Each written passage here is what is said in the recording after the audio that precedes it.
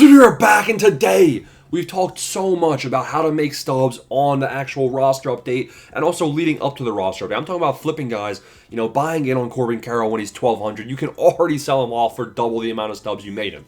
We have good shout outs like this in the Discord every single day. Smash the like and subscribe button. Join the Discord. We got 5,000 people in there. Become a member. Everybody is making tons and tons of stubs already prior to the update. But today's video, what do you want to do when it's closer to the actual update? Important things to know. Now, this is a video you're going to want to pay close attention to because I don't really cover this in most of the just buy videos, right? The first thing I wanted to talk about is something unique. Diamonds. Diamond investing. I don't like investing in diamonds, but as we get closer to the update, something important to know. The update is Friday, May 2nd. Stats for the update. Stop counting. It's debated. It's a point of contention. It's either the Tuesday or the Wednesday of that week. So the stats on Thursday and Friday, they're not even going to count towards the update period. Everything's already finalized. Even the stats on Wednesday potentially may or may not count. It's 50-50. People debate about that if you're, a sweat. And I'm a sweat, so it's contentious. Nobody knows. So keep that in your head. But when we get closer to the week of the roster update, you can already see on the S tier guys, Corbin Carroll, Garrett Crochet, both of these guys people are high on. Jackson Chorio, Freddie Peralta, Cole Reagans. Everybody is driving up the price of them. It's not even investable, right? So the people that are due their upgrades, it's time. Like when I'm recording this video, there's a couple of guys actually. There's a couple of guys right now that are kind of B+ tier with the potential to improve. I'm talking about Austin Riley. I'm talking about Manny Machado. Oh man, there's another bum as well. Maybe Josh Hader. Josh Hader's probably a good one, but I don't know why his price dropped. Maybe he had a bad closing performance. There's a lot of guys that can still improve their stock over the next couple of weeks before the update. But once it's update week, they don't have enough time. So you're basically screwed. You want to be investing in guys that you know are now going up, not maybe it's 50-50. Some of the diamonds, they actually might not be invested in. Will Smith is a good example.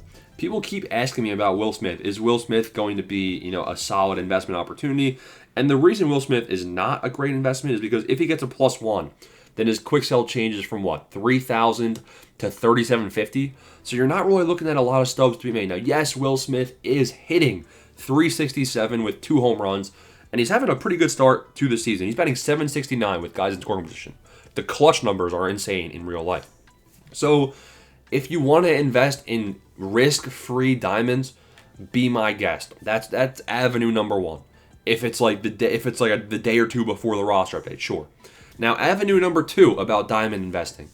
There's also something where if they become a 90 overall or higher, then their pack pull percentages drop as well. So if we look at some of these guys that are maybe 89 or below, they technically have a higher likelihood of getting packed in packs, whereas the different color guys, Bobby Witt, Ohtani, Judge, you can see their prices are much, much higher when they're over that 90 overall threshold. So a guy like Mookie Betts, Lindor, Tatis, if any of these guys were to go 90+ overall, then there's also a chance that their price continues to skyrocket as they get pulled less and less throughout the packs. Really, is that important? I mean, honestly, I don't really do. Sometimes I invest in diamonds the week of roster updates, but beyond that, I don't really do that 90+ method. Now, importantly, what are the prices of golds and silvers and stuff going to look like roster update week? Well, it's important to know when to sell. And honestly, looking at the price of Corbin Carroll and Garrett Crochet, yes, I think these can go higher the week of the actual roster update. Just go ahead and sell, man. Take your stubs right now and just sell on these guys. We still have a week or two before the actual roster update, so you can sell, take your double your stub profit, and then turn that double the stub profit into more profit by investing in some of these guys that can potentially improve their stock, like Austin Riley, like Manny Machado, like Hader, like some of the relievers. How do you know if your guy's going to be going up? Well, we're going to be having projection videos. Especially, we have one coming out. We might already have one out on the channel when you're watching this. I think we do. But we're going to have, the week of the roster day, we'll have a whole video. And I'll be breaking down every single person and what I think their overall change will be. Should you expect San Diego Studios to give your guy the correct overall change? Even if we have him projected, a +6. Hunter Green is a good example. Hunter Green. My rule of thumb is never rely on getting anything more than a +2 for your player. Hunter Green is projected +6 as of right now when I'm recording this video. It might be different when time you're watching this. He's projected +6. I would still be selling at 17. I sold at 1,700. I had 80 of him at 800 stubs, and I sold them for double the profit. I don't like relying on more than +2 upgrades. Usually, they're a bit more conservative. They want to see a bit more improvement in performance. Bryce Terang, he could be +3. I'm saying +2. Hunter Green, he could be +6. I'm saying +4.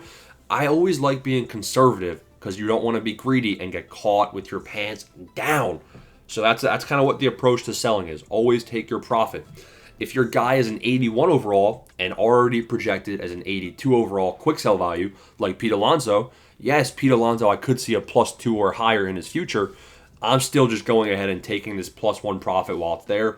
There's time until the roster update to be making more and more stubs based on all of this. I'm trying to think. Don't do back orders. Oh man, important announcement. Do not do back orders. In years past, let's just use Pete Alonso as an example. Let's say Pete Alonso, we know he's going +1. Well, I could come in here in years past and put in 1,000 buy orders at 600 stubs, because right now his quick sell is 600.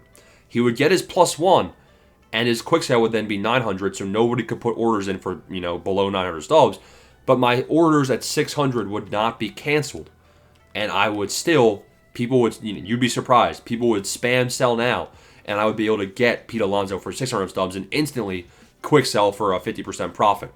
They got rid of it. They nerfed it, and it's worse than nerfing it. They didn't just get rid of it. People are saying that when they did back orders this year, you lose all of the stubs. So they cancel your orders, and they keep the stubs from the orders that they canceled. So I highly, highly, highly recommend not doing that.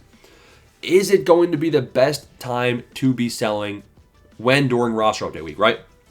Usually Wednesday and Thursday, you're going to see the highest prices on these cards.